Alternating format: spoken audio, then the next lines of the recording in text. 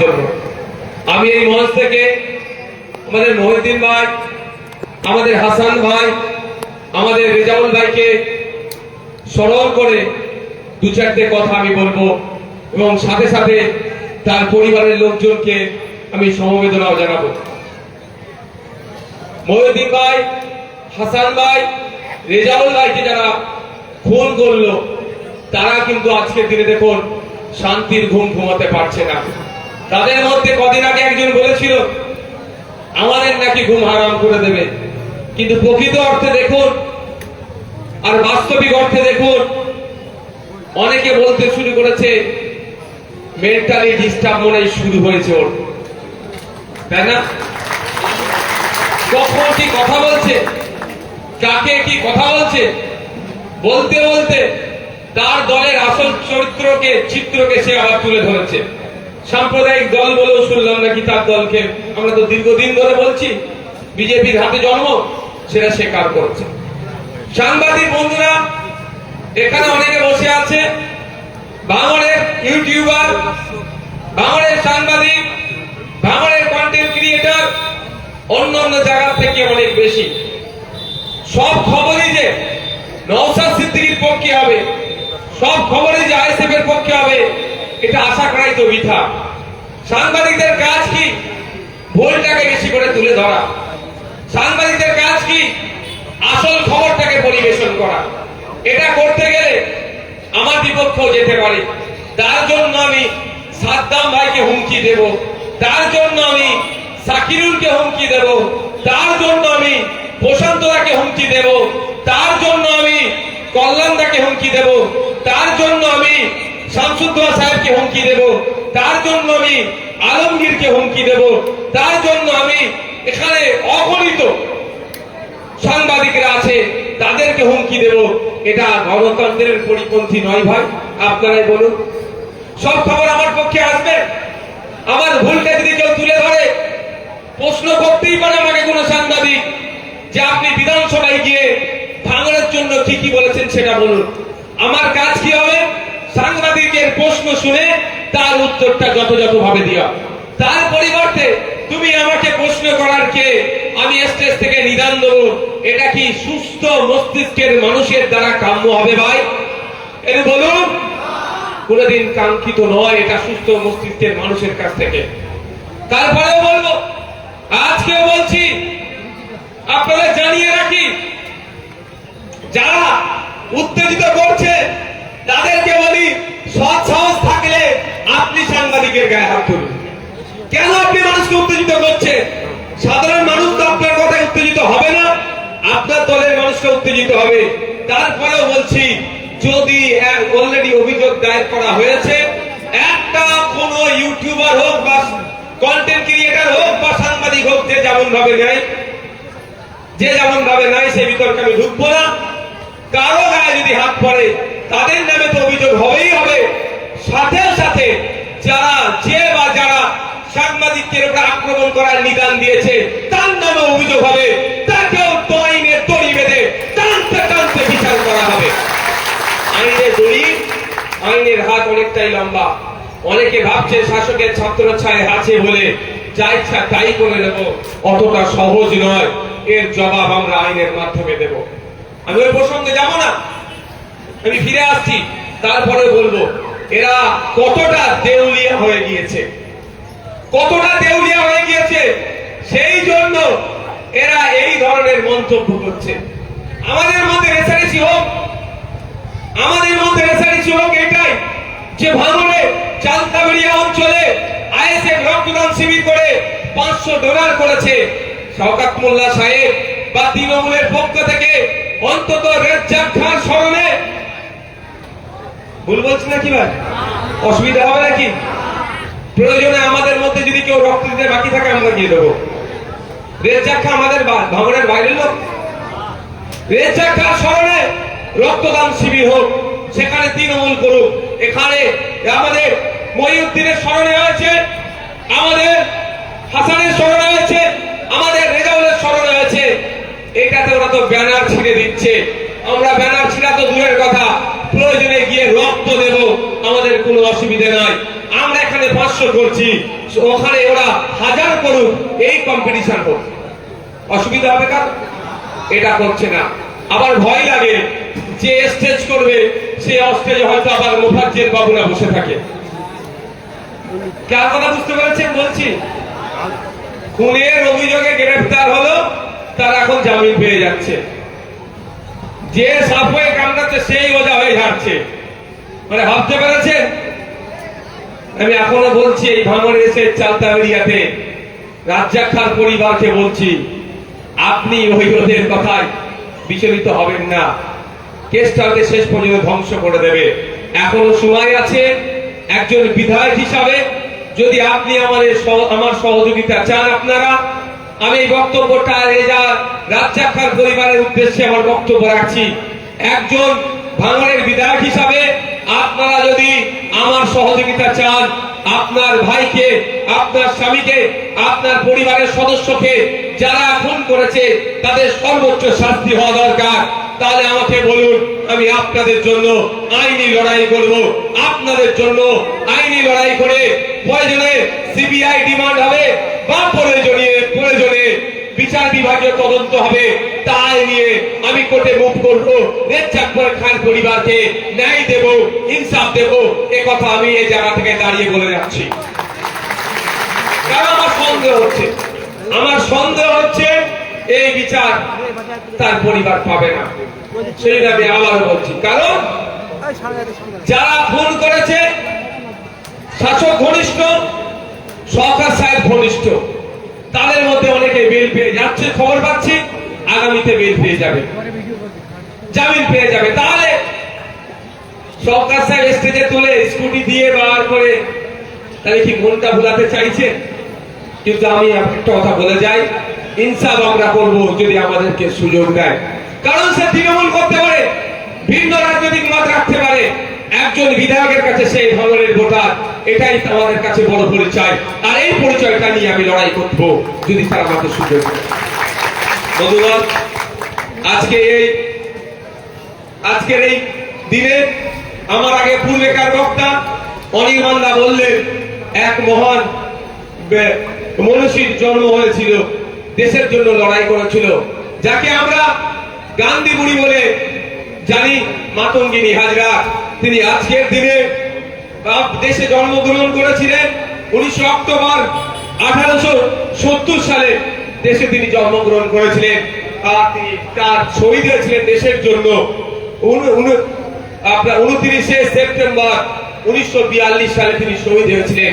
সেই মহান স্বাধীনতা সংগ্রামীকেও আজকে আমাদের এই মঞ্চের পক্ষ থেকে স্মরণ করি এবং তাকে আমাদের দেশের জন্য ব্রিটিশদের বিরুদ্ধে লড়াই করার জন্য আত্মবলিদান করাকে আমরা কুর্নিশ জানাই। বন্ধুগণ, বলার অনেক আছে, সময়ের সাথে সাথে বলবো।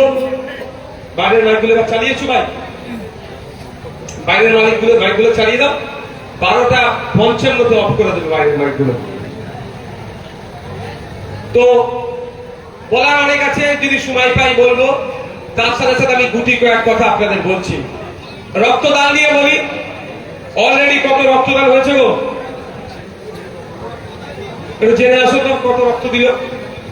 আপনাদের জানিয়ে রাখি, রক্তদান করে সম্প্রীতির বার্তা যায়, ঐক্যের বার্তা যায়। রক্তদান করলে অন্যের প্রাণ বাঁচে, আমরা এটা সকলেই জানি। এটা বাচ্চারাও জানে, বয়স্করাও জানে। ঠিক সাথে সাথে আমি গুটি কয়েক কথা আপনাদের জানাবো। এই ওখানটা বন্ধ করতে বলো তো, অনেকটা বেশি বকা হয়ে যাচ্ছে। সাধারণ মানুষ ওখান থেকে সরিয়ে নিয়ে আসো, কাজের লোক আছো, কথা বন্ধ করতে বলো। এটা আমরা সকলেই জানি, রক্তদান করলে মানুষের প্রাণ বাঁচবে। রক্তদান ঐক্যের প্রতীক, সম্প্রীতির প্রতীক, এটা আমরা মনে করি। কিন্তু মেডিকেল সায়েন্স বেশ কিছু কথা বলছে। তার আগে বলি, আমাদের অনির্বাণদা যেখানে বক্তব্য শেষ করেছে ওখান থেকে আমি শুরু করি। পশ্চিমবাংলায় যে সরকারটা চলছে, এটা সরকার নয়, এটা সার্কাস চলছে। সার্কাস চলছে।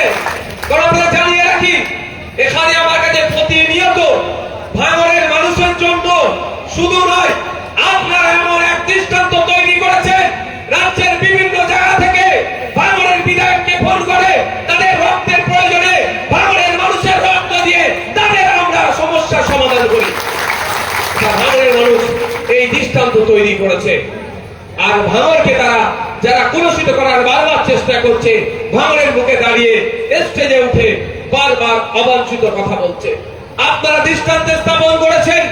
প্রথমবার 2720 জন রক্ত দিয়েছিল একটা ভেন্যুতে, আর দ্বিতীয়বার 3465 জন রক্ত দিল একটা ভেন্যুতে, যেটা পশ্চিম বাংলায় এখনো পর্যন্ত ওই রেকর্ডটা অক্ষত আছে।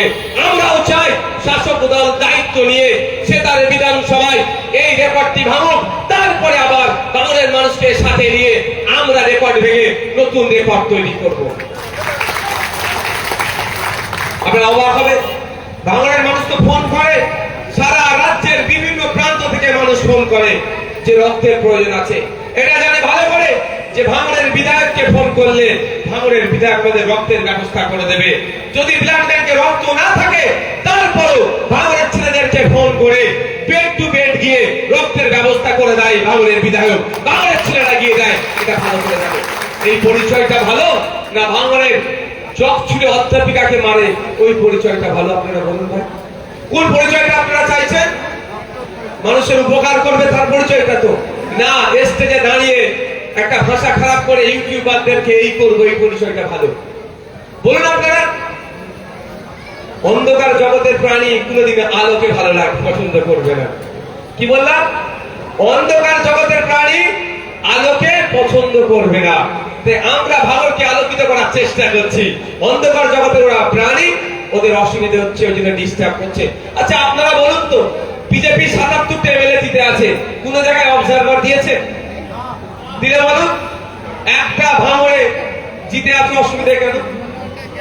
একটাই, ওই ৭৭ আর এদের ২০০ কটা আছে, এদের উপরে ভারী পড়ে যাচ্ছে। ওই জন্যই অবজারভার দিয়ে আটকানোর চেষ্টা করছে। আটকাতে পারবে? একটু জোরে বলেন না ভাই, পারবে? বরঞ্চ আরো ভালো হচ্ছে। মানুষ শুধু ভাঙড়ের মানুষ নয়, সারা রাজ্যের মানুষ দেখছে যে এক বিধায়ক পুরো সরকারটাকে যদি হিলিয়ে দেয়, তাহলে 2026 আসছে, এই ধরনের নওশাদ সিদ্দিকী অন্তত 20টা আইনসভার মধ্যে ঢুকাতে হবে। তাই তো নাকি? সবাই এখন আফসোস করছে 2021 সালে তৃণমূলের ফাঁদে কেন পা দিয়েছিলাম। একটা ভালো খবর আপনাদের শোনাই, এখন পর্যন্ত এই মহতী রক্তদান শিবিরে আমাদের রেজাউল, আমাদের হাসান, আমাদের মহিউদ্দিনের স্মরণে যে রক্তদান শিবির হচ্ছে, এই রক্তদান শিবির থেকে রক্ত নিয়ে গিয়ে অনেক মুমূর্ষ প্রাণী মানুষের প্রাণ বাঁচবে, অনেকের অসুস্থ ব্যক্তি সুস্থ হবে। এই ধরনের যারা রক্ত দিয়েছে আজকে ক্যাম্পে, এখন পর্যন্ত ৩৬২ জন রক্ত দিয়ে দিয়েছে। অনেকে এখনো বাকি আছে যারা রক্ত দেওয়ার মনস্থির করেছেন। আমি অনুরোধ করব তারা এখন কিছু খাবেন না, খালি পেটে তারা রক্ত দিতে হয় মেডিকেল সায়েন্সের নিয়ম নীতি অনুযায়ী। আস্তে বাবা, আস্তে আস্তে। মেডিকেল সায়েন্সের নিয়ম নীতি অনুযায়ী খালি পেটে রক্ত দিতে হয়। সুতরাং যারা রক্ত দেওয়ার জন্য মনস্থির করেছেন, আমি তাদেরকে বলবো যে আপনারা, তোমরা তো দাঁড়িয়ে আছো কি জন্য? বসো না, এরা বসো বাবু, বসুন বাবু, জায়গা চলে। এই বসো বসো। বর্তমান পরিস্থিতিতে সরকার চলছে, এটা সার্কাস চলছে। ওই নটোরিয়াস ক্রিমিনালদের কাছে তথ্য নাই, আমি তথ্য দিয়ে আপনাদের বলছি। ওকে জিজ্ঞাসা করবেন কোন বোমটাতে কত জোরে আওয়াজ হয়, ও বলে দিতে পারবে। কিন্তু আমার ওই দ্বারা ওই জ্ঞান নেই। আমার যে জ্ঞানটা আছে সেটা আপনাদের কাছে দিই। সেই জ্ঞানটা কি? যে পশ্চিম বাংলায় এই মুহূর্তে প্রত্যেক দিন 1800 থেকে 2000 ইউনিট রক্তের প্রয়োজন হয়। কত ইউনিট?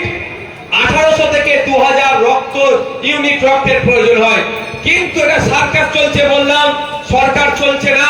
এই সরকারের নিজস্ব কোনো উদ্যোগ নাই যে উদ্যোগে প্রত্যেক দিন যে রক্তের প্রয়োজন আছে সেটা ঘাটতিটা মেটানো। ফলে কি হয়? প্রত্যেক দিন পশ্চিম বাংলার মানুষেরা, আমার রাজ্যের মানুষেরা, রাজ্যের মানুষের যে রক্তের চাহিদা সেটা সরকার পূরণ করতে পারে না। সেটা ম্যাক্সিমাম সময় অপারেশন, আজকের অপারেশন 2 মাস পরে, আজকের অপারেশন 1 মাস পরে, আজকের অপারেশন 15 দিন পরে হচ্ছে। এই সাফার করছে বা রক্তের অভাবে অনেকের প্রাণহানিও হচ্ছে। সরকারের কাজ কি ছিল? যে পশ্চিম বাংলায় গড়ে যে 1800 থেকে 2000 ইউনিট রক্তের প্রয়োজন, সরকারের উদ্যোগে সেই রক্তের ব্যবস্থা করতে হবে। কারণ এই রক্তের ব্যবস্থা কখনই দরকার প্রয়োজন হয়, আমি অসুস্থ, আমাকে রক্ত দিতে হবে, ফান্ডামেন্টাল রাইটস এর মধ্যে পড়ছে স্বাস্থ্য পরিষেবা প্রদান করা। তাহলে সরকারের উচিত ছিল এই 1800 থেকে 2000 ইউনিট প্রত্যেক দিন রক্ত কিভাবে কালেকশন করব তার ব্যবস্থা করা। তা না করে শাসক দল তার দলের লোককে দিয়ে যখন আমরা এই ধরনের মৈত্রী রক্তদান শিবির করে তুলছি, সেই সময় আমাদের এই রক্তদান শিবিরকে বানচাল করার জন্য কখনো ব্যানার ছিঁড়ে দেওয়া বা কখনো কাউকে হুমকি দেওয়া, রক্ত দিতে গেলে তোর এই করবো সেই করবো বলে তারা আক্রমণ চালাচ্ছে। এদেরকে কি বলবেন আপনারা? অপদার্থ ছাড়া আর কোনো ভালো মানুষদের বলা যাবে? অপদার্থ সরকার চলছে, রেকর্ড হচ্ছে। আমি বলছি একটা কথা, অপদার্থ সরকার চলছে। সরকারের প্রধান মমতা ব্যানার্জি শুধু কিছু গুন্ডা মস্তানের হাতে ক্ষমতা তুলে দিয়ে এই সরকারের নির্বাচনী বৈতরণী পালন করার চেষ্টা করে। আর যখন 4.5 বছর মানুষ যখন রক্তের জন্য হাহাকার করে, রক্তের জন্য যখন মানুষ ছটফট করে, তখন এদের কেউ এই কর্ণপাত করে না, দেখে না। ফলে মানুষকে ব্ল্যাকে গিয়ে ব্ল্যাক কিনতে হয়, কখনো 2000 টাকাতে ব্ল্যাক কিনতে হয়। কিন্তু সরকারের দায়িত্ব কারো রক্তের প্রয়োজন হলে সেই তাকে রক্তের ব্যবস্থা করে দেওয়া। তাই বন্ধুগণ, আমরা ইন্ডিয়ান সেকুলার ফ্রন্ট রাজনৈতিক মতাদর্শে উঠতে গিয়ে বারবার বলি যে রক্তদানকে যেখানেই হবে প্রতি 90 দিন ছাড়া পুরুষ এবং প্রতি 120 দিন ছাড়া মহিলা। এদেরকে বড় কখন করবে?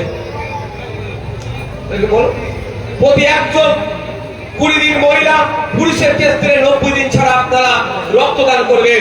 আপনাদের সামনে যে রক্তদান শিবির হয় সেখানে গিয়ে করবেন। কোন রাজনৈতিক দলের ব্যানারে হচ্ছে, কোন ধর্মীয় সংগঠনের ব্যানারে হচ্ছে, কোন ঈদগাহ কমিটি করছে, কোন নবী দিবস কমিটি করছে, কোন দুর্গা উৎসব কমিটি করছে, কোন মন্দির কমিটি করছে, কোন মসজিদ কমিটি করছে, দেখার প্রয়োজন নাই। আমি আপনাদেরকে অনুরোধ করেছি, আবারও করব, মানুষের রক্তের চাহিদা মেটানোর জন্য, মানুষের রক্তের প্রয়োজন মেটানোর জন্য আপনারা এগিয়ে যাবেন। প্রতি 90 দিন ছাড়া পুরুষ এবং প্রতি 120 দিন ছাড়া মহিলারা রক্তদান শিবির করে আমাদের ভাঙড়কে ইতিহাসের পাতায় লিপিবদ্ধ করে রাখবেন যে ভাঙড়ে যা রক্তদান শিবির হয় সারা পশ্চিম বাংলায় কোন বিধানসভায় 1 বছরে অত রক্তদান শিবির হয় না। এই জায়গায় আমরা ভাঙড়কে তুলে নিয়ে যাব।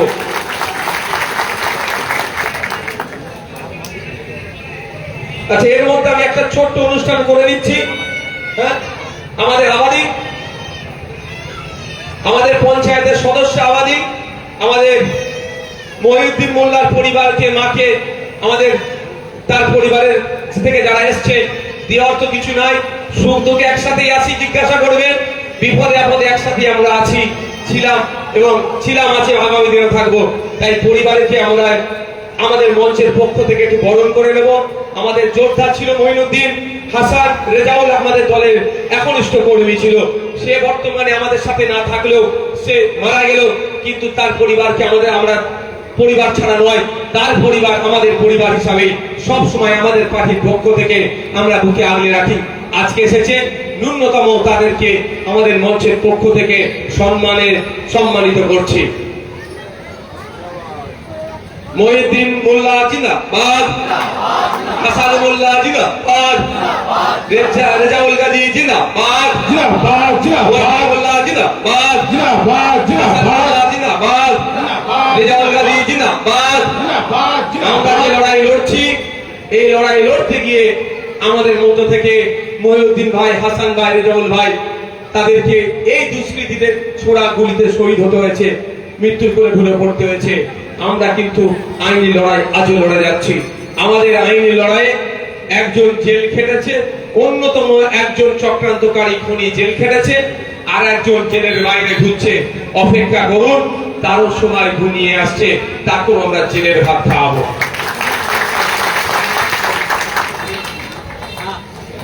রাখো।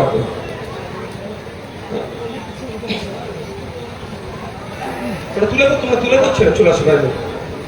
আচ্ছা, বাচ্চারা মানে গরম লাগছে, ওকে পাখাটা একটু ওদেরকে এগিয়ে দাও ওদের কাছে। যেটা বলছিলাম, মেডিকেল সায়েন্স বলছে কোন পুরুষ যদি 90 দিন ছাড়া, কোন মহিলা যদি 120 দিন ছাড়া রক্তদান করে তাহলে তারও স্বাস্থ্য ভালো থাকবে। একদিকে যেমন রক্তদান করলে ঐক্যের বার্তা যায়, সম্প্রীতির বার্তা যায়, সৌহার্দ্যের পরিবেশ তৈরি হয়, অপরদিকে রক্তদান করলে আপনার ক্যান্সার রোগের সম্ভাবনাও, ঝুঁকিটাও অনেক কমে, হার্ট অ্যাটাকের ঝুঁকিটা অনেক কমে, নতুন অতিরিক্ত শরীরে যে আয়রন আছে সেটাও অনেক কমে। নিয়মিত রক্তদান করলে রোগ প্রতিরোধ ক্ষমতা আপনার শরীরে গড়ে উঠবে। নিয়মিত রক্তদান করলে অনেকে যারা অনেক অতিরিক্ত স্বাস্থ্য, এক কথায় ওজনটাও, শরীরের ওয়েটটাও ব্যালেন্স হবে। তাই একদিকে রক্তদান করলে যেমন অন্যের প্রাণ বাঁচবে, অপরদিকে রক্তদান করলে আপনারও স্বাস্থ্য ভালো থাকবে। তাই আপনাদেরকে অনুরোধ করব, আপনাদের কাছে আমি আবেদন করব, প্রতি 90 দিন ছাড়া পুরুষে, প্রতি মহিলারা 120 দিন ছাড়া প্রত্যেক মহিলাদেরকে অনুরোধ করব আপনারা মূল্যবান রক্ত দেবে, এবং সামনে যে রক্তদান শিবির হোক না কেন সেটাকে আপনারা মাথায় রাখবেন না, রক্ত দিতে হবে এটাই মাথায় থাকবে। এবং সেই রক্তদান শিবিরকে আপনারা, রেজাউলের দাদা কোথায়? সামনে আসো, এখানে আসো। রেজাউলের দাদা এসে দেখো, বরণ করে নিচ্ছি আমরা। তোমার নামটা কি? সিদ্দিক। রেজাউল গাজীর দাদা সিদ্দিক আলী গাজী আসছে, তাকে আমরা আমাদের মঞ্চের পক্ষ থেকে বরণ করে নিচ্ছি। বরণ করলো, তাই এটা আপনারা মাথায় থাকবে তো ভাই। প্রতি 90 দিন ছাড়া কারা? পুরুষেরা, ছেলেরা। আর প্রতি 120 দিন ছাড়া মহিলারা। তবে 18 বছরের ঊর্ধ্বে বয়স হওয়া চাই, এটা মাথায় থাকে যাবে। 18 বছরের ঊর্ধ্বে যেন বয়স হওয়া চাই। বসো বসো বসো। আর দ্বিতীয় কথা, যেটা অনেকে আমরা ভয় পাই, রক্ত দিলে কি হবে, হ্যান হবে, ত্যান হবে। মেডিকেল সায়েন্স বলছে প্রতি 20 থেকে 18 থেকে 22 দিনের মধ্যে, ডক্টররা আছে জিজ্ঞাসা করুন, আমি যদি ভুল বলি শুধরে নেব, আর যদি ঠিক বলি আপনারা দিয়ে যাবেন, অন্য জায়গায় দেবেন। 18 থেকে 22 দিনের মধ্যে আপনার শরীরে যে রক্তটা আপনি দান করলেন বার হলো, ওই নতুন রক্ত জন্ম হয়ে যাবে। নতুন রক্ত জন্ম হলেই ব্লাড সার্কুলেশনটা ভালো হবে, রোগ প্রতিরোধ ক্ষমতা বৃদ্ধি পাবে, আমরা সুস্থ থাকবো। এটা মাথায় থাকে, যান এটা মাথায় রাখবেন। বন্ধুগণ, কালকে একটা কথা আমি বলছিলাম, আজকে সেই প্রসঙ্গটা আমি একটু তুলতে চাই। গতকালকে একটা হিন্দু সমাজের মানুষের কাছে একটি গুরুত্বপূর্ণ দিন ছিল। কি বলুন তো? আরেকবার বলুন।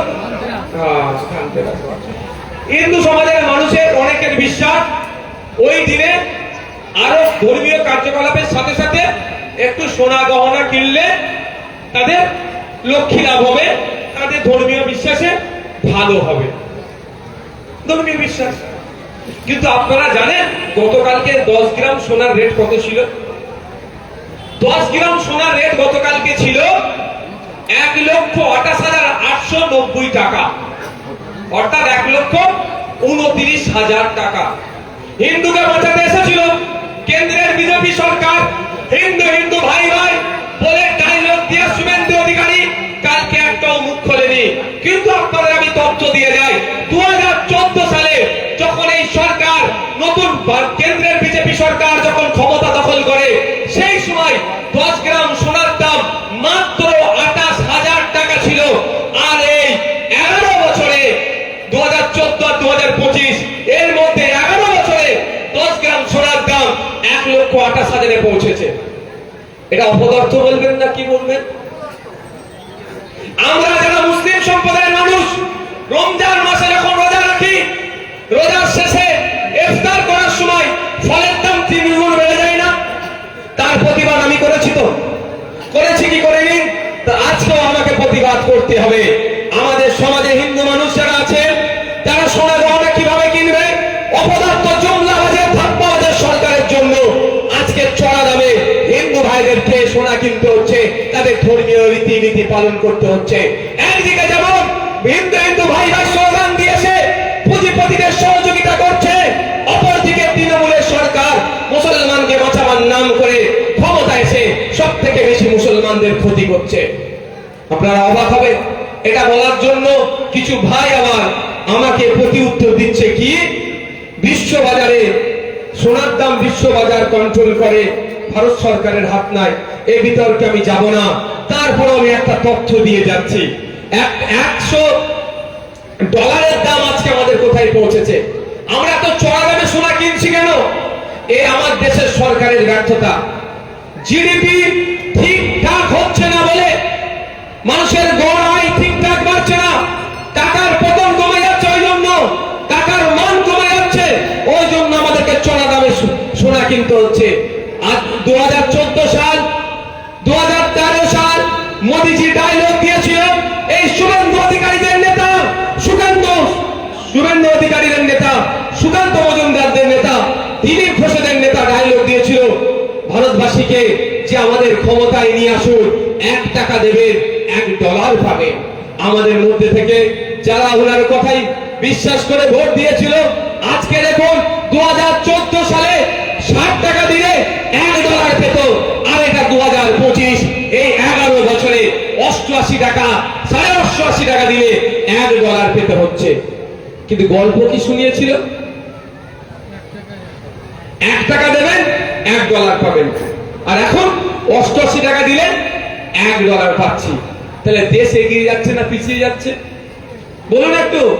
দেশ পিছিয়ে যাচ্ছে। এই পিছিয়ে যাওয়ার জন্য, টাকার মান কমার জন্য সোনার দাম বাড়ছে, আর সোনার দাম বাড়ার ফলে আমার আবাদীরা, আমাদের যারা আছে হিন্দু সমাজের মানুষেরা, তারা তাদের ধর্মচারণটাকেও করতে বা সোনা কিনতে কিছুটা হলেও অপরাধ হচ্ছে। যেভাবে রমজান মাসে ফলের দাম বেড়ে গেলে গরিব রোজাদাররা ফলটা কিনতে অপরাধ হয়। তো এই যে দুই সরকার চলছে, কেউ হিন্দু হিন্দু ভাই ভাই স্লোগান দিচ্ছে, আর কেউ মুসলমানকে বাঁচাবার জন্য স্লোগান দিচ্ছে। এই দুই সরকার মিলে গরিব হিন্দু গরিব মুসলমানকে পেশাই করছে। তাই সময় এসেছে জাগ্রত হতে হবে। শুধু ভাঙন নয়, সারা রাজ্যের মানুষকে জাগ্রত হতে হবে এই দুই সরকারের বিরুদ্ধে। কেন্দ্রের বিজেপি সরকার, রাজ্যের তৃণমূল সরকার, একদিকে সাম্প্রদায়িক শক্তি বিজেপি, অপরদিকে ফ্যাসিস্ট দুর্নীতিগ্রস্ত চোর তৃণমূল, এই দুই দলের বিরুদ্ধে 2026 সাল আসছে, ঐক্যবদ্ধ হতে হবে, ধর্মনিরপেক্ষ শক্তিকে এক হতে হবে, এক হয়ে এদের বিরুদ্ধে আন্দোলন সংগঠিত করতে হবে, মানুষকে একত্রিত করতে হবে। বাংলা থেকে বিজেপি তৃণমূলকে গণতান্ত্রিক প্রক্রিয়ায় বিতাড়িত করতে হবে, সুন্দর সমাজ ব্যবস্থা নিয়ে আসতে হবে। সেই সমাজ ব্যবস্থাতে নারী পুরুষের ভেদাভেদ থাকবে না, যে সমাজ ব্যবস্থাতে কোন বর্ণবাদীদের আক্রমণ থাকবে না, যে সমাজ ব্যবস্থাতে হসপিটালে ডক্টর থাকবে, স্কুলে টিচার থাকবে, মানুষের অধিকার প্রতিষ্ঠিত হবে। ডেলিভার তার মিনিমাম ওয়েজেস, আপনার 4 শ্রমিকরা তার মিনিমাম ওয়েজেস পাবে। এক কথায় মানুষ তার নাগরিক অধিকার নিয়ে বেঁচে থাকবে। সেই সুষ্ঠু সমাজ ব্যবস্থা যদি নিয়ে আসতে চান, ঐক্যবদ্ধ হন। শুধু ভাঙড়ে সীমাবদ্ধ নয়, ভাঙড়ের বাইরে ছড়িয়ে পড়ুন, সারা রাজ্যের মানুষকে জাগ্রত করুন। যে ভাঙড় পথ দেখায় 2021 সালে যখন শোতে গা ভাসিয়েছিল বিজেপি তৃণমূল মিলে, বাংলার মানুষকে যখন বোকা বানিয়েছিল, ভাঙড় তখন তার উল্টো পথে হেরে সে দৃষ্টান্ত তৈরি করেছে। আজকে ভাঙড়কে অনুসরণ করুন, ভাঙড়কে অনুকরণ করুন। সারা রাজ্যের মানুষকে ভাঙড় বার্তা দিচ্ছে, এগিয়ে আসুন, বিজেপি তৃণমূলের বাইরে ভোট দিন, জনগণের জনপ্রতিনিধিকে আইনসভার মধ্যে পাঠান। যদি আইনসভার মধ্যে জনগণের জনপ্রতিনিধি যায়, যেমন রমজান মাসে ফলের দাম বেড়ে গেলে প্রতিবাদ হবে, ঠিক একই সাথে সাথে দামসের সময়ে এই সোনার দাম বেড়ে গেলে একইভাবে প্রতিবাদ হবে। সেগুলো কন্ট্রোল যাতে করতে হয়, সরকারকে দায়িত্ব নিতে হবে। এই আওয়াজ যেমন মাঠে ময়দানে হবে, আইনসভার মধ্যে হবে। তাই ভাঙড়ের মানুষকে বলবো, জাগ্রত হন, আপনারাই মেসেজ পাঠান রাজ্যের মানুষের কাছে, আগিয়ে আসুন। ভাঙড় যে পথ দেখিয়েছে সেই পথ অনুসরণ করুন, অনুকরণ করুন। হবে তো নাকি? না নটোরিয়াস ক্রিমিনাল যেটা বলবে সেটা হবে? কোনটা? ভাঙড় কোন নটোরিয়াস ক্রিমিনালের কথাই চলবে? একটু বলুন, কোন নটোরিয়াস ক্রিমিনালের কথাই চলবে? এ তো বলছিল কি শাড়ি ফাড়ি দিচ্ছে আবার, হ্যাঁ? ওরে বাবা, আমি ভাই দিতে পারবো না, আমি তোলাও তুলতে পারবো না, বিধবা ভাতা থেকে কাটিং করতে পারবো না, বার্ধক্য ভাতা থেকে কাটিং করতে পারবো না, কোম্পানিদের কাছ থেকে ভয় দেখিয়ে চমকে ধমকে টাকা তুলতে পারবো না। আর আমি ওই ধরনের শাড়ি আর জামা দিয়ে ভোটও কিনতে পারবো না, বলে দিচ্ছি। আমি কি করব? আপনাদের সমস্যার কথা তুলে ধরবো। এখন তো আমি আর ভাঙড়ের বিধায়ক শুধু নয়, এখন আপনারা আমাকে যে দায়িত্ব তুলে দিয়েছেন, এখন রাজ্যের বিধায়ক হয়ে গেছি আমি। আমাকে ভালো লাগে। ফোন করছে কোথায়? ভুতনি থেকে, মালদায় ভুতনি থেকে ফোন করছে। তারা ডাকছে আপনি একবার আসুন। কাকে ডাকছে? ভাঙড়ের বিধায়ককে। আমাকে আমার ভিডিও পোস্ট করে আমাকে ডাকছে পদ্মা ভাঙড়ের, মুর্শিদাবাদের তারানগরে থেকে, যে ভাঙড়ের বিধায়ক একবার আসুন। আমাকে কারা ডাকছেন? 2022 স্টেট উত্তীর্ণরা, যে ভাঙড়ের বিধায়ক আমাদের মিছিলে পা মেলান। আমাকে কারা ডাকছেন? বিষ্ণুপুরের বিদ্যুৎ মন্ডলের পরিবার, যে আমার ছেলেকে খুন করেছে, একবার আমাদের পাশে এসে দাঁড়ান, আমাদের বিচারের জন্য আওয়াজ তুলুন। আমি কোথায়? ভাঙড়ের বিধায়ক কোথায় যাচ্ছে? তামান্নাকে খুন করেছে, তার পাশে চলে যাচ্ছে। ভাঙড়ের বিধায়ক কোথায় যাচ্ছে? চোপড়াতে আদিবাসীদের উপরে আক্রমণ হয়েছে, তার পাশে গিয়ে দাঁড়াচ্ছে। ভাঙড়ের বিধায়ক কোথায় যাচ্ছে? পুরুলিয়াতে দলিত আদিবাসীদের উপরে আক্রমণ হয়েছে, তাদের পাশে গিয়ে দাঁড়াচ্ছে। ভাঙড়ের বিধায়ক কোথায় যাচ্ছে? সে ইসলামপুরে ছুটে চলে যাচ্ছে। ভাঙড়ের বিধায়ক রাজ্যের প্রতিটা অন্যায়ের বিরুদ্ধে, যারা অন্যায় করছে তাদের বিরুদ্ধে কথা বলছে, আর যারা অত্যাচারের শিকার হচ্ছে তাদের পাশে দাঁড়াচ্ছে। সুতরাং ভাঙড়ের বিধায়ক এখন আর শুধু ভাঙড়ের বিধায়ক নয়, সারা রাজ্যের বিধায়ক ভাঙড়ের মানুষের জন্য হয়েছে। ওই জন্যই অনেকের অসুবিধা হচ্ছে। অনেকে ভাবছে, অনেকের অসুবিধা হচ্ছে না ভাই? আচ্ছা, আপনাদের অসুবিধা হচ্ছে কি? আমাকে তো খুব ভালো লাগে, আমাকে দুটো কথা শুনতে না খুব ভালো লাগে। এক আব্বাস সিদ্দিকীর ভাই যাচ্ছে বলে শুনতে, আজকে আজকে আমাদের কথা হচ্ছিল। আর দ্বিতীয় কথা কি, এই ভাঙড়ের বিধায়ক চলে গেল, নামটা তো মনে থাকে না সবসময়।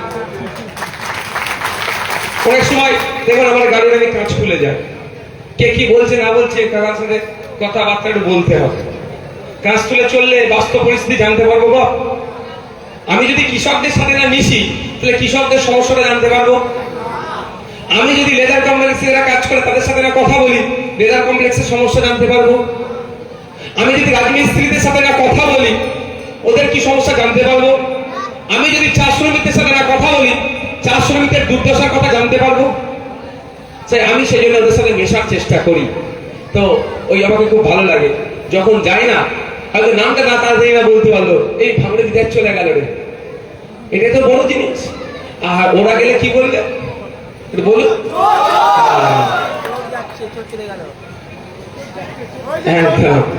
আজকে পার্টি একটু পাওয়ার দিয়েছে বলে নিদান দিচ্ছে পিঠাবার, কালকে পার্টি পাওয়ার কেড়ে নিলে হবে কোথায়? টোলহাট 2 নম্বর একটা নেতা ছিল গো, এখন বুলাকের টোলহাট অঞ্চলের নেতা, কি নাম বলো না গো, আর নাম নিতে হবে। টোলহাট 2 নম্বরে বাড়ি, বুঝতে পারছেন তো? একটা সময় বলেছিল যে আমাকে ওই গেটটার নাম বলো না গো, বিশ্ব বাংলা গেট নাকি পার হতে দেবে না, 6 না বিশ্ব বাংলা গেট পার হতে দেবে না বলেছিল তো। আজকে তারা কোথায়? ন্যায় পথে থাকলে কোনো ব্যাটা আটকাতে পারবে না, এটা যদি মনে করে। কারণ নিজস্ব সম্পত্তি নয়, এ দেশ আমাদের দেশ এবং আমাদের বাংলা, সংবিধান আছে, আইন আছে। আজকে আপনি যদি মনে করেন কিছু প্রশাসনকে, সরকারের লোককে হাতে রেখে আইন বহির্ভূত কাজ করবেন, একটা কথা মনে রাখবেন, পৃথিবীর ইতিহাস দেখুন, বাংলার ইতিহাস দেখুন, ভারতবর্ষের ইতিহাস দেখুন, একটা সময় যারা অন্যায় করেছে পরবর্তীতে তাদের কি দুরবস্থা আছে, একটু ইতিহাসটা তুলে দেখুন। আজকে আপনি উপরে আছেন, অন্যায় অনর্থ কথা বলছেন, সাংবাদিকদের পেটানোর নিদান দিচ্ছেন, মানুষকে মারার কথা বলছেন, মানুষকে উত্তেজিত করছেন। কালকে কালের ক্রমে আপনি উপর থেকে নিচে আসবেন, সেই সময়টা আপনার কি হবে এখন আপনার ভাবা দরকার। একজন মারা গিয়েছেন, আমি তার সম্পর্কে বেশি কথা বলবো না, আমি শুধু এতটুকুই বলবো, খেয়াল আছে রেজ্জাক মোল্লা সাহেবের নাম? হ্যাঁ, আমি বেশি কিছু বলবো না, কিন্তু তার শেষ জীবনটা পিকচারে ছিল উনি। হ্যাঁ, উনি মারা গেছেন হয়তো অনেকে জানেন না, মানে বুঝতে একটা সময় যার নাম খুব থাকতো, খুব এরকম বাহুবলী নেতা, আজকে সে কোথায়? মাটির সাথে মিশে গিয়েছে। আমি মাটির সাথে মিশে মানে নামটার কথা বলছি। নামটা আজকে তার কোথায়? যতদিন ক্ষমতা ছিল খুব বাড়বাড়ান্ত ক্ষমতা নেই, দেখতে পাবে না, তাই না? আর যে চিৎকার চেঁচামেচি করছে তার সাহস আছে? এই আমাদের কালিমুল, আমাদের যারা নেতৃত্বরা আছে, মালিক ভাই, অনির্বাণদা, রায়মুল, আর যারা যা আছে আমাদের সবাই তো অঞ্চল নেতৃত্বরা আছে, এদের মতো স্রোতের বিপক্ষে দাঁড়িয়ে রাজনীতি করার সাহস আছে ওনার? পারবে? তাহলে কিসের লিডার? লিডার কি হবে?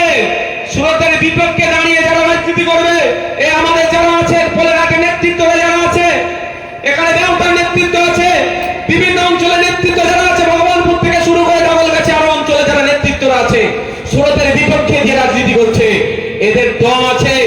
আর ওনার সেই সাহসটা নাই। সেই জন্য সরকার পরিবর্তন হওয়ার সাথে সাথে চটি চাটার জন্য লাইন দিয়েছে। আর আমরা বুক চিতিয়ে লড়াই করছি। যতদিন আমাদের ঘরে প্রাণ থাকবে অন্যায়ের বিরুদ্ধে কথা বলে যাব। সে শাসক হতে পারে, বিরোধী হতে পারে, সেটা আমরা দেখবো না। আমি আপনাদের বলি, যখন সিপিএম ছিল উনি কোথায় ছিলেন? সিপিএম এ ছিলেন। দল পরিবর্তন হয়ে গেল, লাভ মেরে দিল।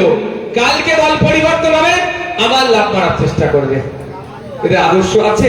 আপনারা জ্ঞানের কথা বলে, এদের ফাঁদে যারা পড়ে হই হই করছেন, এদের পাল্লায় পড়ে যারা হিংসাত্মক কাজ করছেন, আমি তাদেরকে একটু অনুরোধ করব, এদের ফাঁদে পা দেবেন না। কারণ এরা নিজেদেরকে বাঁচার জন্য সব সেফ জোন করে রেখেছে, আর আপনাদেরকে এরা কি করবে? দেখে দেবে। একটা কথা খুব চর্চা হয়, এ বিষয়ে কটা বাজে বলো তো? ওরে বাবা, অনেকক্ষণ বকে ফেললাম তো। আর 2-3 মিনিট বক্তব্য দেবো, অসুবিধা আছে কারো? কারা বক্তব্য শুনতে চান একটু হাত তুলুন তো, হাতটা তুলে রাখুন। ইনকিলাব, ইনকিলাব, সালতাবেড়িয়া অঞ্চল কমিটি, ভাঙড় বিধানসভা কমিটি, ভাঙড়ের জনগণ, ভাঙড়ের জনগণ, আমাদের শহীদ মহিউদ্দিন মোল্লা, শহীদ হাসান মোল্লা, রেজাউল গাজী, ভাঙড়ের জনগণ। আপনারা শুনতে চান তো বক্তব্য? আমি তাহলে দুটো আর অল্প কিছুক্ষণ কথা বলবো। কথাটা হচ্ছে এটা, আমার সাথে পেরে উঠতে পারছে? এই তো আগের দিনে নাকি ক্যানিং এ নাকি ঢুকতে দেবে না। তো আমি বলেছি আমার সাথে একটা বলে কেউ লোক যাক, কি বলবে? লোক নিয়ে এসেছিল, আমি একা যাব, দেখি কেমন আটকায়। তো আমি চলে আসার পরে খোঁজ পাচ্ছি কিছু তো করতে পারেনি, একটু গোবর পানি, গোবর আর পানিতে ছিটিয়েছে। আমি তো ক্যানিং এ প্রায় 8 কিলোমিটার উপর দিয়ে গিয়েছি। বেড়াতে 8 কিলোমিটার তাহলে ছড়াতে বলে চর্বি কেটে যাবে। 1 নম্বর কথা, এই গোবর, গরু, গোবরের সোনা, এগুলো কারা বলে? বিজেপি না তৃণমূল? এই কাদের ভাষা? এর জন্য বলুন কাদের ভাষা? এই গরু নিয়ে রাজনীতি কারা করে? গোবর নিয়ে রাজনীতি কারা করে? গরুর দুধের সোনা কারা বলে? তাহলে বিজেপির আমদানি কারা করছে? তৃণমূল করছে। আমি বারবার আপনাদের বলেছি, এই তৃণমূল আর বিজেপি আলাদা নয়। ও তো অন্য কিছু করতে পারতো। বিজেপি তো গোবর নিয়ে রাজনীতি করে, বিজেপি তো গরু নিয়ে রাজনীতি করে, বিজেপি তো গরুর দুধ নিয়ে সোনা বলে রাজনীতি করে। তাহলে আপনিও সেটা করছেন। মানে ভাই ভাই, দাদা দিদি, ভাই ভাই, আমি বারবার বলি না, প্রমাণ হচ্ছে তো। আচ্ছা, এর পরের বার আমি বলবো আমি যাবো আবার খুব তাড়াতাড়ি। এতে বলেছে সেইবারে কি গোলাপ পানি দেবো অন্তত নাকি? খরচ ওদের করা থাকে, গোবরটা তো খরচ হয় না, ওই জন্য বলবো গোলাপ পানি দিতে। গোবর দিয়ে মানে বিজেপি সাদৃশ্য গ্রহণ করা। যাক, যেটা ইচ্ছা দাও, আমার ওতে বড় আমি করি না। কারণ আমি একটা কথা বলি, একটা প্রসঙ্গ ক্রমে, আপনারা জানেন আমাদের নলেজ সিটির কাজ কেমন গতিতে চলছে। তখন প্রথম একদম আপনারা জানেন একটা প্রজেক্ট আমরা করছিলাম, কত বিভিন্ন পারিপার্শ্বিক চাপ ছিল, যারা আটকা ছিল তারাই অনেক চিৎকার করেছে যে করতে পারছে না। এখন আপনাদের সহযোগিতায়, সৃষ্টিকর্তার অসীম রহমতে আমাদের প্রজেক্ট কোন জায়গা থেকে কোন জায়গায় যাচ্ছে আপনি জানতে পারবেন। তো একদিন আমি ওখানে একটা মাথায় বসে আছি, বটতলাটা দেখেছেন তো? বটতলায় মাথায় বসে আছি, বসে এই কি হবে না হবে হচ্ছে। একজন বয়স্ক লোক ওই পাশের পাড়া থেকে এসে কথা বলতে বলতে আমাকে একটা কথা বলেছিল যে বাবু আমি ছোট হুজুরের মুরিদ। বা আমাদের জন্য দোয়া করবেন, আশীর্বাদ করবেন। তখন বলছে প্রসঙ্গ করবে যে ছোট হুজুর পীর কেবলা একটা কথা বলতে যে ভালো কাজ করতে গেলে প্রয়োজনে পিঠও পেতে দিতে হবে। আমাকে আমাদের ওই ইউনিভার্সিটি নিয়ে বলেছিল, মানে ডিস্টার্ব করছিল, বুঝতে পারছিল যে আমার মনে একটু ক্ষোভ রাগ হচ্ছে। তখন কিন্তু ওই ব্যক্তিটা আমাকে বলেছিল, সেটা কিন্তু আমি মাথায় নিয়ে চলি। তাই আপনাদের বলবো, আপনারা মানব সেবা করতে এসছেন, মানুষ সমাজকে পরিবর্তন করতে এসছেন, ভালো কাজ করতে এসছেন। স্কুলে শিক্ষক নেই কেন? শিক্ষক দেওয়ার জন্য এসেছেন। হসপিটালে ডাক্তার নেই কেন? ঔষধ নেই কেন? নার্স নেই কেন?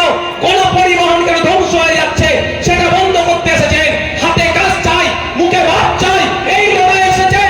চুরিকে বন্ধ করতে এসেছেন। ভালো কাজ করতে আসলে আপনাদের বলবো প্রয়োজনে পিঠ পেতে দিতে হবে, তাহলে একদিন আমরা সমাজ ব্যবস্থা পরিবর্তন করতে পারবো। অসুবিধা হবে কারো? কারো অসুবিধা হবে নাকি? আমরা মানের বদলা মানের রাজনীতিকে পছন্দ করি না। যদি চোখের বদলে চোখ নিয়ে নেওয়া হয়, পৃথিবীতে তো সবাই অন্ধ হয়ে যাবে ভাই। আচ্ছা, উনি অদম বলে আপনি উত্তম হবেন না? আমি একটা ছোট্ট উদাহরণ দিচ্ছি। আমি কুকুর মানুষকে বলছি না, বা ওনাদেরকেও বলছি না। কুকুর নাম নিলে ভাবে, বুঝতে পারছেন তো যে আমরা কি। যদি বলি কুকুর, আমি তার অন্য প্রসঙ্গে এসেছি। কুকুর যদি মানুষকে কামড়ায়, মানুষ কি কুকুরকে ধরে কামড়াবে? এটা হতে পারে? আমি ওনাদেরকে এই উদাহরণটা দিয়ে ওনাদেরকে আমি কুকুর বলছি না, আমি বলা ক্লিয়ার করে রাখছি। তারপরে উদাহরণ হিসাবে বলছি। তাহলে আমাদের মানুষকে কি করতে হয়? পাগলা কুকুর দেখলে দুটো কাজ করতে হয়। কি করতে হয়? ওটাকে ধরে রেস্কিউ সেন্টারকে পাঠিয়ে দেওয়া, যে কুকুর পাগলা হয়ে গেছে, একে মেরে ফেলতে নাই। যেভাবে আমাদের অনেকে খোঁজ পাওয়া যায়, পাগলা হয়ে গেছে মেরে মেরে দাও, এটা উচিত না। এই কাজটা কেউ করবেন না।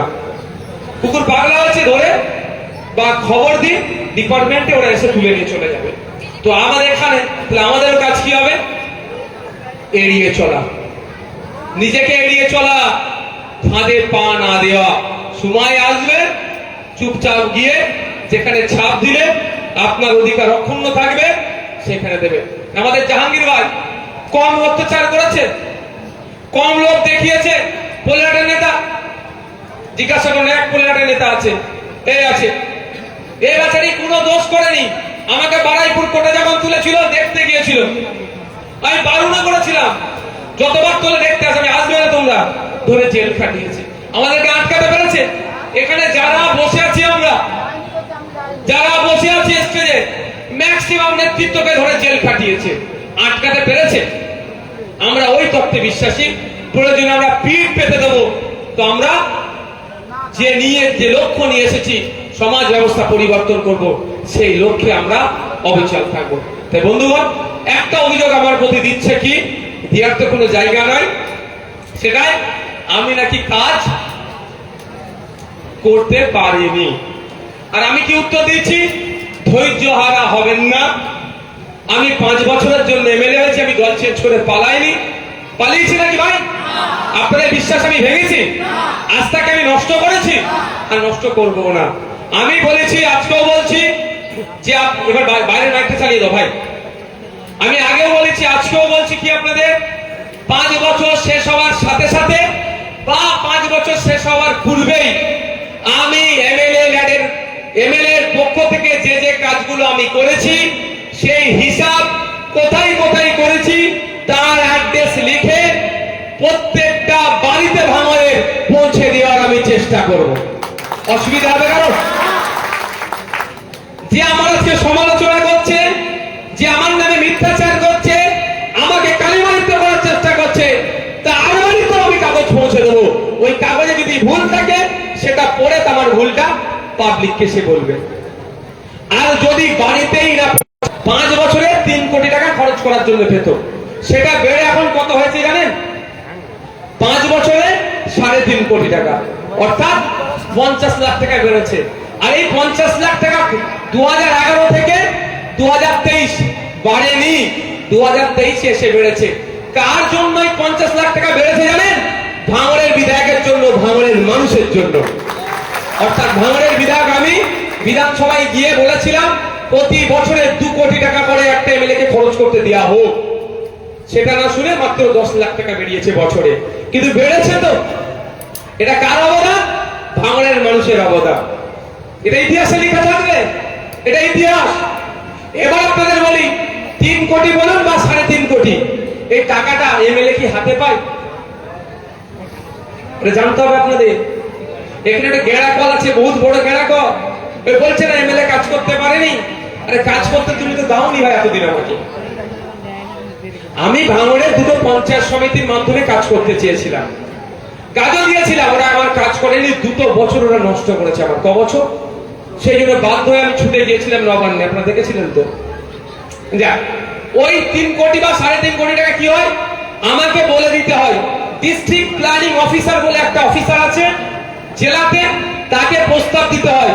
আমি প্রস্তাব দিলাম যে এইখানে লাইটের দরকার, এখানে কলের দরকার, এখানে রাস্তার দরকার, যা যা ওই 3.5 কোটি 3 কোটির মধ্যে হয়, সে প্রস্তাব আমি অলরেডি দিয়ে দিয়েছি। কতটা কাজ হয়েছে না হয়েছে আমি এখন বলবো না, ইচ্ছা করে আমি বলবো না। কিন্তু আমি আপনাদের বলে যাই যে আমার পিরিয়ডে যদি 5টা টাকা খরচ করতে বাকি থাকে, সেই 5 টাকাও আমি ঘর থেকে এনে ভাঙড়ের মানুষের হাতে তুলে দেবো। আর যদি 3 কোটি টাকাও কাজ করতে বাকি থাকে, আমি আমার বাড়ি থেকে 3 কোটি টাকা নিয়ে এসে আপনাদের হাতে তুলে দেবো। বুঝে আসছে আমি কি বলছি? একজন বিধায়কের টাকাটা খরচ করতে না পারা মানে বিধায়কের কাছে বলবে। তাহলে আমি যদি ধরুন না 3 কোটি টাকা কাজ, আমি যদি 2,99,99,000 টাকার কাজ হয়ে গেছে, 1 টাকার কাজ বাকি থাকলো তো, সরি 1,000 টাকার কাজ বাকি থাকলো, তাহলে ওই 1,000 টাকা আপনাদের হাতে এনে তুলে দেবো। আর আমি যদি 1 টাকারও কাজ না করতে পারি, তাহলে পুরো 3 কোটি টাকায় থেকে যাচ্ছে। তাহলে ওই 3 কোটি টাকায় আপনাদের হাতে এনে তুলে দেবো। অসুবিধা কোথায়? সরকার সাহেবদের অসুবিধা হচ্ছে কেন বলুন তো?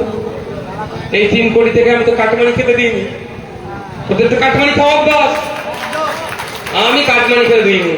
আমি অন্য গল্প হবে না, ও কাজ মানুষের ট্যাক্সের টাকা মানুষের সাথে হবে, কোনো কাটমানি খাওয়া যাবে না। সেই জন্য আমার কাজ কিছুদিন আটকে রেখেছিল আর আমাকে ডিস্টার্ব করছিল। আমি আপনাদের বলবো, আমার প্রতি আপনাদের ভরসা আছে তো নাকি? বা 4.5 বছরে আমি 19 খানা কেস খেয়ে গেছি। আমি পালিয়েছি সিটটা বিক্রি করে। এই ভরসাটা আছে তো? কেন পালাইনি? একদিকে আমার পরিবার, আমার বড় ভাইজান, বুঝতে পারছেন কি করবে। দ্বিতীয় হচ্ছে আমার রুচি মানে বুঝতে পারছেন। তৃতীয় হচ্ছে আপনাদের ভালোবাসা, আস্থা। আপনারা ভালোবাসা আস্থা দিয়ে আমাকে এমন করে ঘিরে রেখেছেন, বারবার আমি আপনাদের কাছে পরাজিত হওয়ার জন্য প্রস্তুত আছি। একদিকে মন্ত্রিত্ব, টাকা, মিথ্যা মামলা, হিংসা, আর উল্টো দিকে ভাঙড়ের মানুষের আস্থা ভালোবাসা।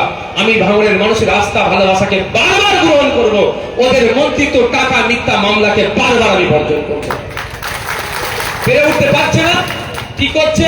প্রথম গুন্ডামস্তানকে দিয়ে আটকানোর চেষ্টা করেছে, পারেনি। পুলিশের একটা অংশকে দিয়ে মিথ্যা মামলা টামলা করে আমাদের আটকানোর চেষ্টা করেছে, পারেনি। মিথ্যা মামলা দিয়ে মামলার ভয়ে যাদেরকে জয়েন করাচ্ছে, তার আগের দিনে বলছে ভাইজান এই ব্যাপার, আমার দোকান বন্ধ করে দেবে, ভাইজান আমি টোটো চালাই, অটো চালাই, বন্ধ করে দেবে, কি করব? আমি বললাম কি করব মানে, তুই যে আগে উনার সামনে দাঁড়িয়ে ঝান্ডাটা ধরে নে, জিজ্ঞাসা করবে। আমি ভাই রাজনীতি করতে এসেছি আমার পার্টিকে বাড়ানোর জন্য নয়, মানুষের মুখে রুজি রুটি তুলে দেওয়ার জন্য। আর আমার পার্টি করার জন্য যদি রুজি বন্ধ হয়ে যায়, আমি কি করে বলবো তোর অটো বন্ধ হয়ে যাক, তুই আমার পার্টি কর? আমি ওই নোংরা রাজনীতি করি। আমি বলেছি ভোটটা আমার দিকে দেবে তো? বলতে ও বলতে পারি যা, তাহলে আগে দিয়ে ঝান্ডা ধর, অত তুই অটোটা চালিয়ে খাবি। আবার আপনাদের বলি, ভয় দেখিয়ে নিয়ে গিয়েছিল, একটু ভয় পেয়ে গিয়েছিল, গিয়ে দেখছে তো আমাদের থেকে ওরা বেশি ভয় খেয়ে আছে। ভেতরে ঢুকে দেখেছে আমাদের থেকে বেশি ভয় খেয়ে আছে, আমার স্টেজি আছে, ওদেরকে লাঠি মেরে চলে এসছে। আমার ভাই গিয়েছিল, ভাই ফিরে এসছে, তো বরণ করার দরকার নেই। কি গো, কি বলো? জানি না, আমার ভাইকে ভয় দেখিয়ে নিয়ে গেছিল, আমার ভাই ফিরে এসছে, তার জন্য আলাদা করে ফুলমালা পতাকা ধরাতে হবে নাকি? হবে নাকি? ঘরের ছেলে ঘরে ফিরেছে, একটু ভয় চলে গিয়েছিল, কিন্তু গিয়ে দেখছে কি, ওরে বাবা, আমি ভেবেছিলাম যে আমরা ভয় আছি বলে একটু যে সেন্টার পাই, কিন্তু ধমকানো চমকানোটা এসার মানে পাহাড় একটা আছে, পাহাড়ের ওপরে খাদ আর খাওয়া, বুঝতে পেরেছে? সে জায়গায় দাঁড়িয়ে আছে। তাই আপনাদের বলবো যে আপনারা অযথা কারো কথায় আপনারা বিশ্বাস করে ফেলবেন না। আপনার প্রতি আপনাদের ভরসা আছে। এবং সাথে সাথে এটাও আপনাদের বলে রাখি যে আবারও রিপিট করছি, যে কথাগুলো বলেছিলাম যে আমি 5 বছরে এমএলএ এর পক্ষ থেকে কি কি উন্নয়ন করতে হয় বা যেগুলো করতে হয় সেইগুলোকে আমি যদি না করতে পারি, সেই কি হলো, এই এদিকে আসো, ওরা ভলেন্টিয়াররা কথা বলছে রে বাবা, উফ, আর ভলেন্টিয়াররা আস্তে কথা বলে, ভাববে এখানে কি হয়ে গেল।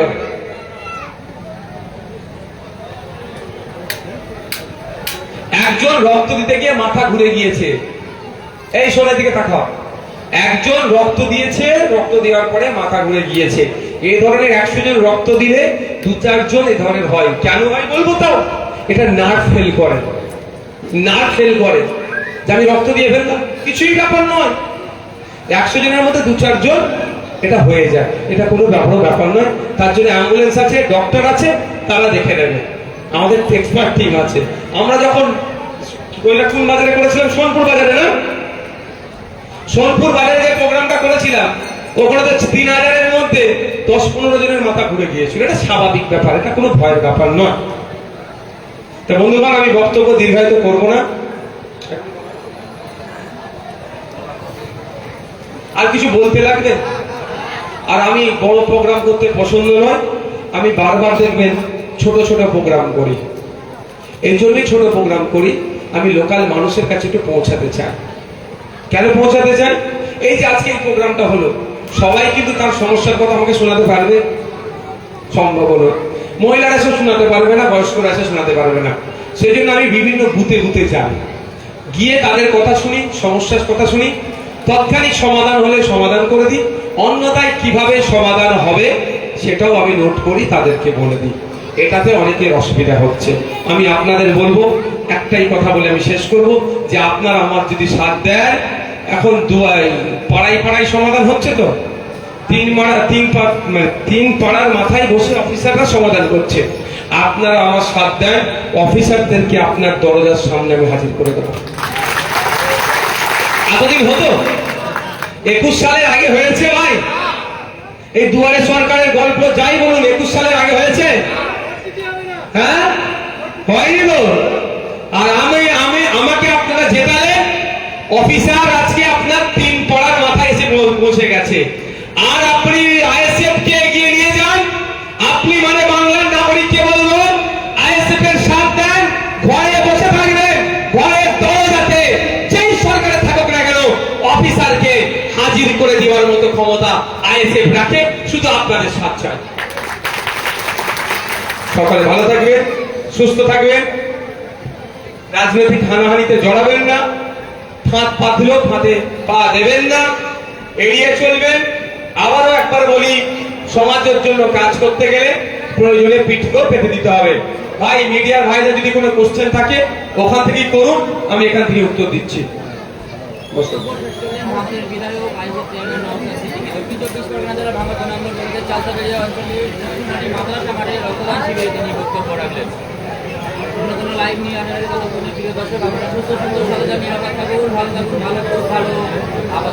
আর একটা কথা বলি, হয়তো আমার বক্তব্য শেষ হয়ে গেল, কিন্তু আমাদের যে রক্তদানের কর্মসূচি ওটাও কন্টিনিউ হবে।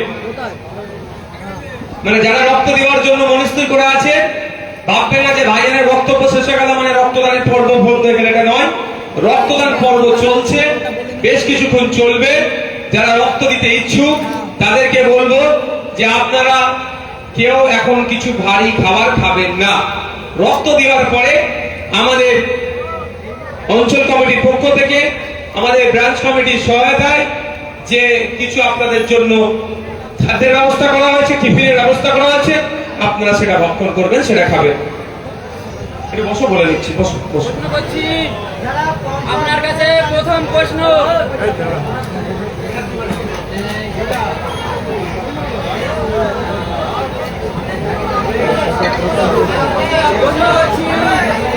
আপনার কাছে প্রথম প্রশ্ন, আজকে 3 জন শহীদের সামনে রক্তদান শিবির করলেন, এই রক্তদান সম্পর্কে আপনার সংক্ষিপ্ত প্রতিক্রিয়া কি? দেখুন, আমাদের 3 জন কর্মীকে পঞ্চায়েত নির্বাচনে তৃণমূলের দুষ্কৃতী দ্বারা ছোড়া গুলিতে শহীদ হতে হয়েছে। তাদের স্মরণে, তাদের স্মৃতিতে রক্তদান শিবির। এই রক্তদান শিবির থেকে রক্ত নিয়ে অনেক মুমূর্ষ রোগীর প্রাণও বাঁচতে পারে। তার একদিন ব্যবস্থা সরকার যখন রক্ত যোগান দিতে ব্যর্থ, যেখানে পার ডে 1800 থেকে 2000 ইউনিট রক্তের প্রয়োজন, সরকার সম্পূর্ণরূপে ব্যর্থ। আমাদের মতো বিরোধী রাজনৈতিক দল বা বিভিন্ন স্বেচ্ছাসেবী সংগঠনের উদ্যোগে এই রক্তের যোগান কিছুটা আমরা দিচ্ছি। আর আজকে আমরা রক্তদান শিবির করছি আমাদের স্মরণে। আমি অনুরোধ করবো একটাই, পুরুষদের জন্য প্রতি 90 দিন, মহিলাদের জন্য 120 দিন ছাড়া ছাড়া আপনারা রক্ত দেবেন। এতে আপনার স্বাস্থ্য ভালো থাকবে এবং সমাজে সম্প্রীতির ঐক্যের বার্তা যাবে। সাম্প্রতিক প্রাক্তন তৃণমূল নেতা বর্তমান বিজেপি নেতা ব্যারাকপুরের প্রাক্তন সাংসদ ইসলাম এবং ধর্ষণকে ঘুরিয়ে ফেলে বিতর্কিত মন্তব্য করেছেন, যা মুসলিম ধর্মাবলম্বীদের ভাবাবেগে ব্যাপকভাবে আঘাত এনেছে। ভাঙড়ে বিভিন্ন সংগঠন, অরাজনৈতিক সংগঠন এফআইআর দায়ের করেছে। আইএসএফ কোনো এফআইআর দায়ের করেছে? আমি নিজে অভিযোগ দায়ের করেছি। আমি নিজে ভাঙড়ের আইএসএফ আলাদা করে করবে কিনা? না, করছিল পাটপাড়ে, বিভিন্ন জায়গায় হচ্ছে। তো সমস্যা হচ্ছে, আমি আপনাদের বলি, অভিযোগ হচ্ছে এফআইআর হিসাবে ট্রিট করছে না কেন? এ প্রশ্নটা সরকারকে আপনারা করুন, যে অভিযোগ হচ্ছে আপনারা এফআইআর হিসাবে ট্রিট করছেন না কেন? এতদিন ভিডিওটা কেন চলবে ফেসবুকে? কেন সরকারের যারা সাইবার সেলে যারা দায়িত্বে আছে ভিডিওটাকে কেন ডিলিট করাচ্ছে না? রাজ্য প্রশাসন কি করছে? কেন সুমুক্ত করেনি? কেন প্রশাসনের পক্ষ থেকে মামলা করে অর্জুন সিং যে কথা বলেছে, শুধু মুসলিম ধর্মকে অপমান করেনি, সংবিধানের উপরে আঘাত দিয়েছে। পার্টিকুলার কোন ধর্মের উপরে আঘাত দিয়ে মানে সংবিধানের উপরে আঘাত দেওয়া, তো অর্জুন সিংকে ধরে জেলার মধ্যে রাখা দরকার, রেখেছে? রাখেনি। বকালে বেঁধে কোনোকে পাইলট কার দিয়ে ওর প্রোগ্রামের জায়গায় দ্রুত পৌঁছানোর ব্যবস্থা করছে। অর্জুন সিং যে কথা বলেছে, আমরা তীব্র নিন্দা ধিক্কার জানাচ্ছি। অবিলম্বে তার বিরুদ্ধে ব্যবস্থা গ্রহণ করবে রাজ্য প্রশাসন। যারা বিভিন্নভাবে এফআইআর করেছে, তাদের এফআইআর অভিযোগ করেছে, সেগুলোকে এফআইআর হিসেবে ট্রিট করবে, এই আসামি রাজ্য প্রশাসনের কাছে রাখবো। তবে অর্জুন সিং এর উদ্দেশ্যে আমার একটাই বক্তব্য, যে আপনি ইসলাম সম্পর্কে আপনার জানা নাই, ইসলাম সম্পর্কে আপনি চর্চা করুন, তারপরে বলবেন। কারণ ইসলাম ধর্মে এই ধরনের রেপ বা ধর্ষণ করলে তার শাস্তির নিদান কি দেওয়া আছে? মৃত্যুদণ্ড দেওয়া আছে। শুধু মৃত্যুদণ্ড নয়, ভয়ঙ্কর ভাবে মৃত্যুদণ্ডের কথা বলা আছে। গলা অব্দি পুঁতে পাথর ছুঁড়ে ছুঁড়ে তাকে হত্যার নিদান দেওয়া আছে। এটা ইসলামিক কান্ট্রি নয়, এটা ডেমোক্রেটিক কান্ট্রি। এই কান্ট্রিতে ধর্ষণ করলে যে শাস্তি আছে, সেই শাস্তির জন্য আপনারাও চিৎকার করছে না। অপরন্তু আমরা কি দেখছি, আপনাদের দলের মধ্যে এই ধরনের নেতা আছে, বীরভূষণ কি নাম আছে, যারা আমাদের রেসলারদের মানে সাথে নোংরামি করেছে, এর অভিযোগ আছে। তাদের বিরুদ্ধে আপনারা কথা বলেন না। ইসলামকে কালিমালিপ্ত করার চেষ্টা হচ্ছে, আর রাজ্য প্রশাসন, রাজ্য সরকার, মমতা ব্যানার্জি চুপচাপ এগুলো দেখছে। আমরাও জবাব চাই, মমতা ব্যানার্জি সরকার এর বিরুদ্ধে কি ব্যবস্থা গ্রহণ করছে? আপনাদের নেতা ওহিদুল ইসলাম কিছুদিন আগে মার খেয়েছিল। আপনাদের অভিযোগের টিপ ছিল শাসক দল তৃণমূলের দিকে, সেখানে আপনারা এফআইআর দায়ের করেছিলেন। কোনো গ্রেপ্তারি হয়েছে কিনা, বা না হলে আপনারা সাংগঠনিকভাবে কি পদক্ষেপ নেবেন? অভিযোগ হয়েছেন, তার প্রোগ্রেসে আমাদেরকে পেপারও দিয়েছে। আমরা আমাদের রিসেন্ট যে কোনো ঘটনা ঘটেছে ওগুলো মার্চ করছি, আমরা আইনের দিকে করছি। ভাইজান, ভাঙড়ে যখন আপনাদের একটা রাজনৈতিক সভা হয়েছিল, আপনাদের দলের কর্মী অভিষেক বন্দ্যোপাধ্যায়ের মেয়ের বিরুদ্ধে একটা মন্তব্য করেছিলেন, প্রশাসন তার বাড়িতে গিয়ে গ্রেফতার করেছিল। এই যে অর্জুন সিং এর বেলায় কি পুলিশ দেখানো? অর্জুন সিং, শুভেন্দু অধিকারী, দিলীপ ঘোষ, সুকান্ত মজুমদারকে জেলের মধ্যে রাখলে, ওদের বিরুদ্ধে মামলা করলে, তাহলে হিন্দু মুসলমানের বিষটা কে ছড়াবে? হিন্দু মুসলমানের বিষ না ছড়ালে তৃণমূল বিজেপি দুটোই বাংলা থেকে পরাস্ত হবে। সেই জন্য অর্জুন সিং এদেরকে এরা ছেড়ে রাখে, শুভেন্দু অধিকারীদেরকে ছেড়ে রাখে। শুভেন্দু অধিকারী যখন কলকাতা পুলিশের সিপি স্যারকে অকথ্য ভাষায় গালাগালাজ করলো, শুভেন্দু অধিকারীকে ধরে তো জেলের মধ্যে রাখা দরকার ছিল। এফআইআর পর্যন্ত করেছে। আর আমি একবার দালাল বলেছি, দালাল পুলিশকে দালাল বলেছি, সব পুলিশকে আমি দালাল বলি না। যে দালালি করেছে তাকে দালাল বলেছি। আমার বাড়িতে বারবার নোটিশ আসছে, এই ডিফারেন্সটা আপনাদের বুঝতে হবে। মমতা ব্যানার্জি সরকার, তৃণমূল কংগ্রেস পরিচালিত সরকার সবসময় বিজেপির এই নেতাগুলোকে ছেড়ে রাখছে। এরা বিষ ছড়াচ্ছে, সমাজকে বিশৃঙ্খলিত করছে। Thank you.